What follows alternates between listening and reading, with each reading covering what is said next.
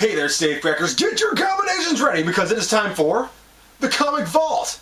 Today, on the Comic Vault, we have more Phantom. That's right, Phantom number 8. We are approaching the end of the series. There's only 13 issues, so we're getting close. Again, by Mark Verheiden. Yep, Mark Verheiden. And again, I enjoyed the issue, but this issue has some is slightly inferior to the previous issues, and so far, from what I've read, slightly inferior to at least the next couple subsequent issues, I think. Definitely number 9. But anyway, number 8 is what we're talking about today. So number 8 is all about the Phantom against poachers. So we're following a scientist, well, a family of scientists, 2 parents, and then their daughter who grows up to become a scientist. And their dealings with the apes, and their dealings with the Phantom. And their dealings with the poachers. So they're dealing more with the apes and the poachers, and then subsequently the peripheral involvement of the Phantom. Now, the Phantom being peripherally involved is not necessarily a bad thing. I like the idea. I think that it would be really well received in this book if we had less about the Phantom as a man.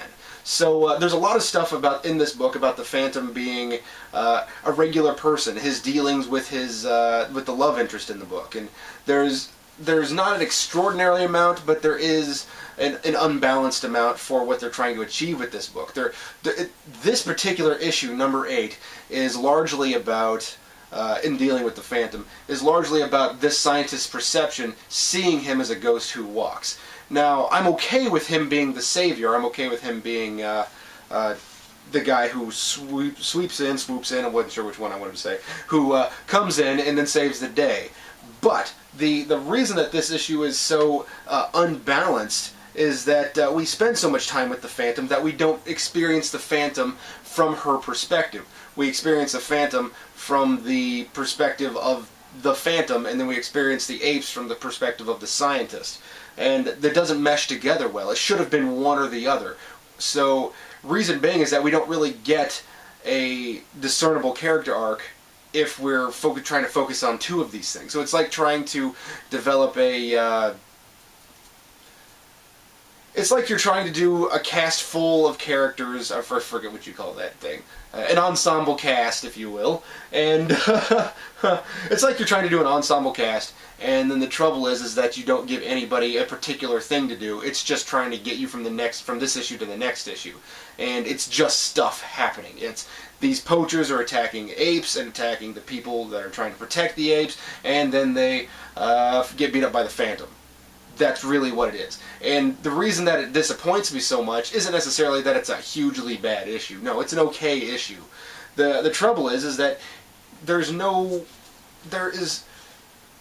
something about this book that could have stood out. It's a really great idea. Phantom versus poachers against these gorillas. I love that idea. Scientists, now they even have something in here that I thought was really interesting. I find it interesting that the government puts the protection of these apes on a low priority level. Reason being is that she, meaning the scientist, grows up with these apes, wants to protect these apes, and then there's a threat of poachers, so she goes to the government, or at least she goes to a significant member of the government and starts complaining, and he says, that is not the worry that I have to add to my plate right now. That is not something that I'm going to make significant to me. Why? Because I have to do with massive amounts of poverty and crimes that really affect people. So he puts people above apes. Now I think that's a really interesting thing to do. Because we have the scientists who love, and even the poachers point out, they say that they love the animals more than they love the people. But really, that's what's kind of cool about it. Now, there is another thing that I found kind of weird, is that the scientist gets really buddy-buddy with the apes, which is okay.